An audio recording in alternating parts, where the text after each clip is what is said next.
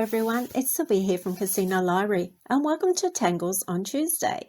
In this series, we're going to take you through the process of creating beautiful art pieces known as Zentangle.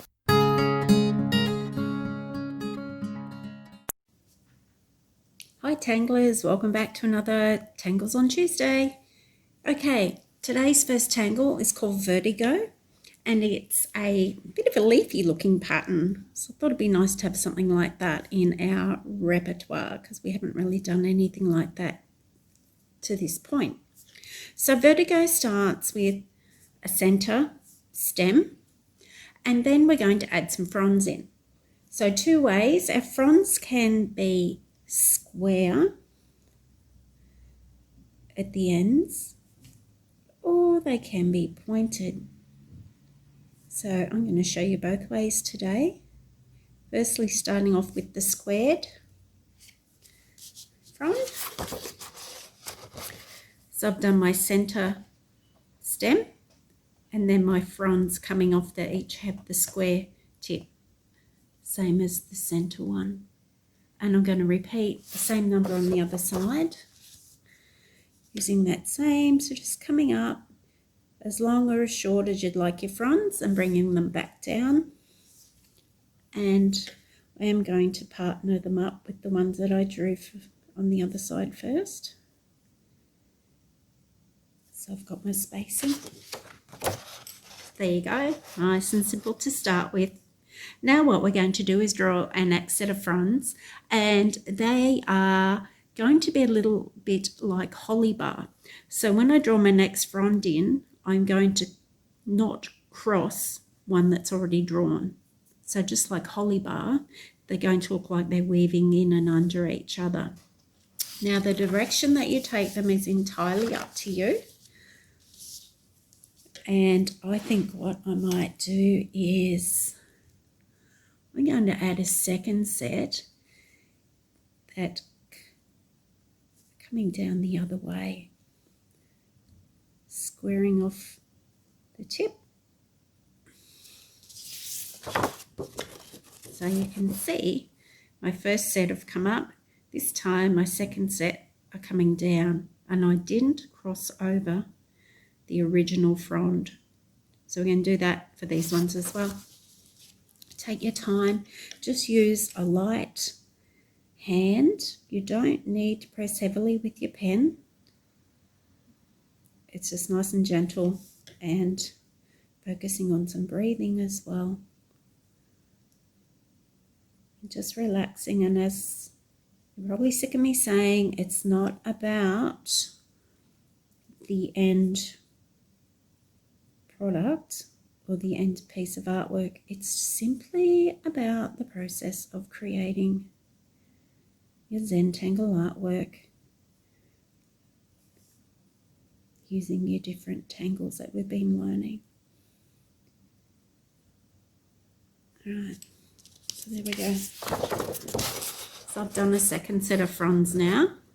I'm going to keep going. You can add as many layers of fronds as you wish. Again, it's entirely up to you. It's a matter of personal choice. But keep them moving in different directions and keep them passing through or under and over, I should say, each other as best as you can. So I might have a set that's coming up this way now. Coming back around. And just keep them twisting and turning and curving wherever you would like them to go. Remember, it's leafy. Leaves often intertwine, twist through each other, over each other.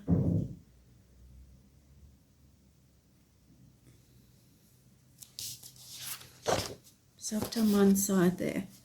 So I've got 3 sets of fronds happening, and again, just like in the holly bar, they don't ever cross each other. They always stop and start. Stop on one side when you meet a frond and start on the other side. So we'll do the same here. So I've got, going to add in another set. So I've got my original frond, my second frond, and my third one coming in. Sets. All right, let's see what else we can do.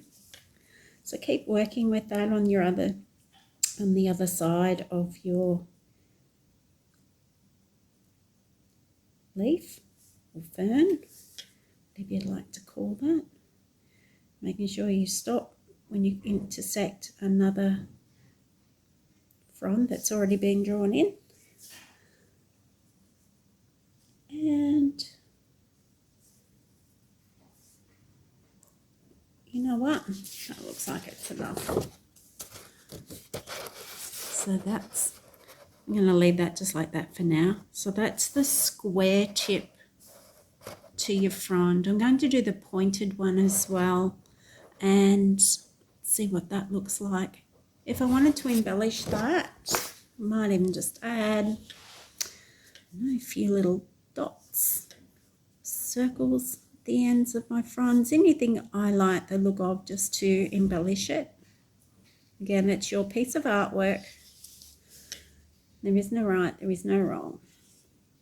It's just what you like the look of and whatever you think looks balanced. Remember, odd numbers always give us better balance than even numbers.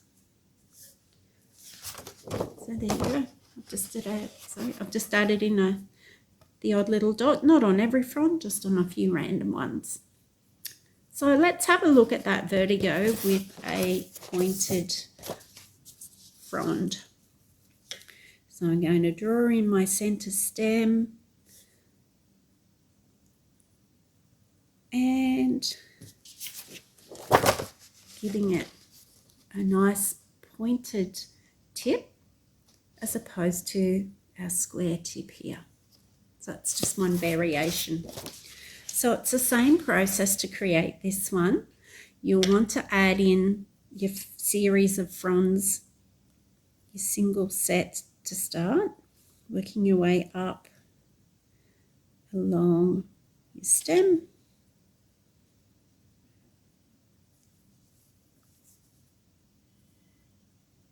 And back down the other side.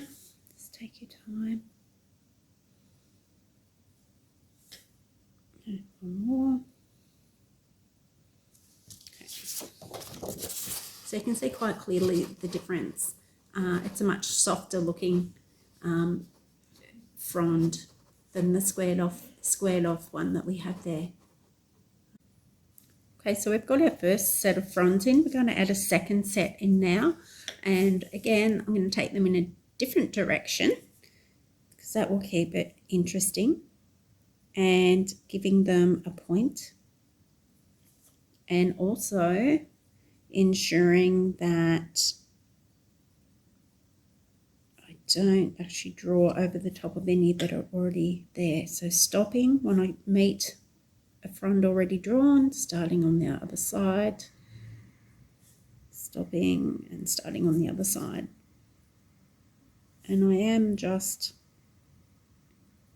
meeting those in the middle, so making sure I've just married them up. They just seem to look a bit better in this instance, giving it that pointed finish.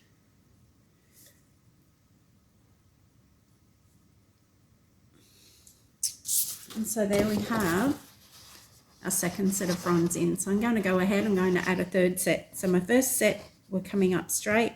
This set have curved. I'm not sure what my third set are going to do. Let's find out.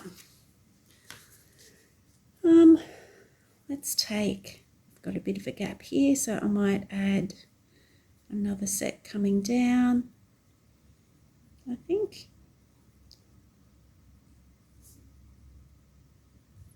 And again, and as you can see, I've gone outside the tile, but that's fine.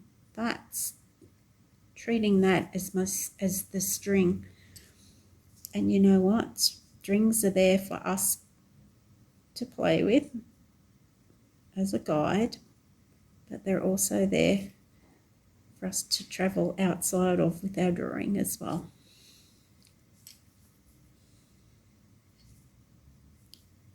Okay, maybe just going to add another one coming up.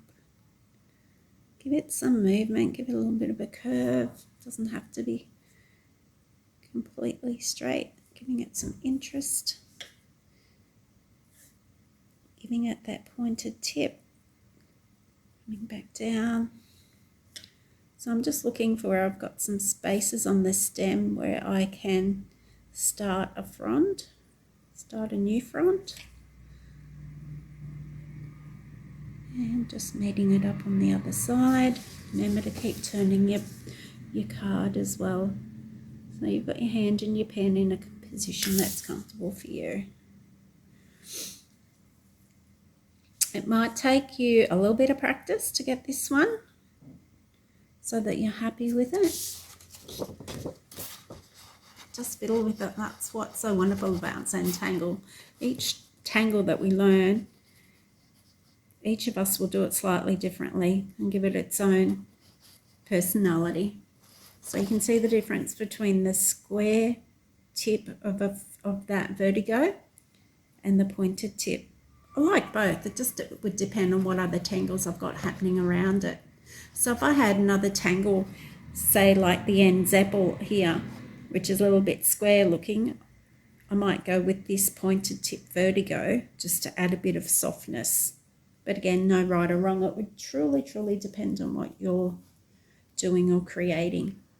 Also, if I had Pax, which is a softer curved tangle, I'd probably go for the square tipped Vertigo just to add that interest to my tile, to my artwork. And again, with that pointed tip, we could go through, we could add just some little dots throughout. So do some fine ones this time. I did the open circles with the square tip. Just going to do some little fine dots just with this one. Just wherever I feel it might take something. And that's really, really fine here. Now I've misplaced my pencil and my shading tool. Otherwise, I would perhaps do a little bit of shading up through the stem area. Maybe a little bit of shading in between the fronds. But again, up to you. You might just want to shade on the underside of them. You might want to shade the tips, but whatever you do will look great. It'll look effective. So that's two different ways you can do the tangle called Vertigo.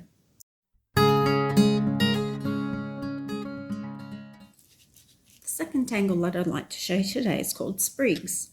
Now this one starts off with the center, we'll call it a center stem, and it's a flowery looking tangle, and you're best off to start practicing with a larger leaf like we're doing today. You can always, once you get the hang of that, you can scale it down from there. So what we're going to do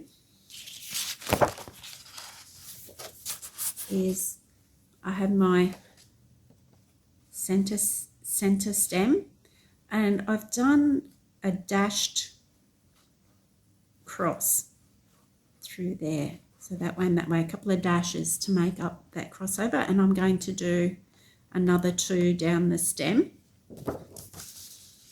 And that's going to guide us with the rest of the flower. So it's going to guide us with the petals. And like I said, you're better off learning this tangle as we are today with the larger petals. And then once you become confident with it, you can then scale it back and vary the size of those leaves. Okay, so I've got 3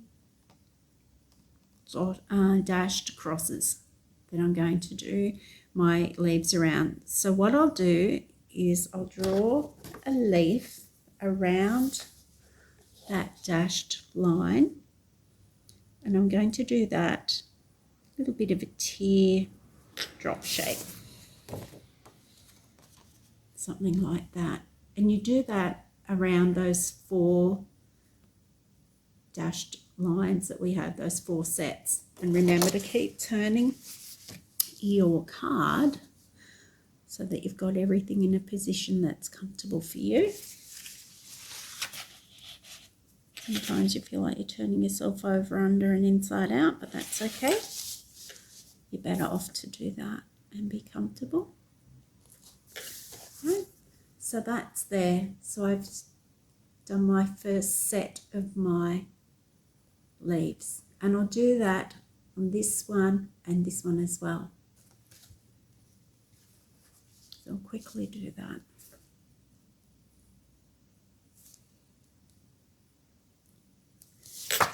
And just make sure everything's in a position that's comfortable for you. Okay, so I've done 2 of them to give you an idea. Now what we're going to do is do an aura around that first leaf shape. I'm going to do that around the 4 of them. So an aura or an echo, similar to when we were doing crescent moon. So just coming out, following the same shape and creating an aura like I have there. So we're going to do that for the remaining 3 leaves or petals on that one. So do it for each one.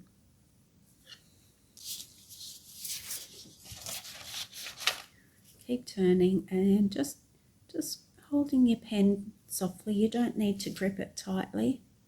Just want your hand to be relaxed. So there you go. That one's done. Now I can leave it like that, or I could add a second aura if I wanted to. It's really, again, entirely up to you. So let's do our aura on this one. So our second outline of our leaves. And see how it looks. So it's kind of I guess, a leafy looking vine. It's quite pretty, quite effective. As are all the tangles that we've been learning. Okay, so you can see how that's taken shape. Sprigs. It's really nice, really simple, but just take your time with it. I'm going to add another aura and see what that looks like. The more auras you add, the bigger the finished leaf. They are in effect small leaves.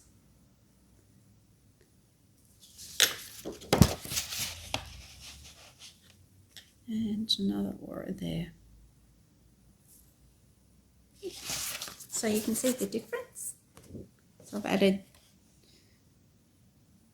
2 auras to this one and 1 to this one, and you could vary them. They don't all have to have the same number of auras along the stem.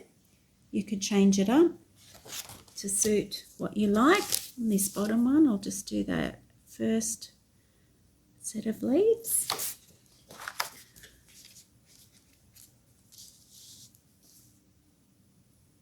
Again, it's not meant to be difficult or hard, and it's not about precision or accuracy. It's about enjoying the process. So there you go. I have sprigs with 1 outline, 2 outlines and 3 outlines. So it's nice and simple. And again, you could shade that. You could shade it through the center if you wanted to. You could shade the stem. You could shade the undersides of the leaves. Really, it's up to you, whatever you like the look of. But just don't be afraid to have a play, because do remember, it's a bit of paper, a bit of pen work. If you don't like it, you toss it aside and you start again.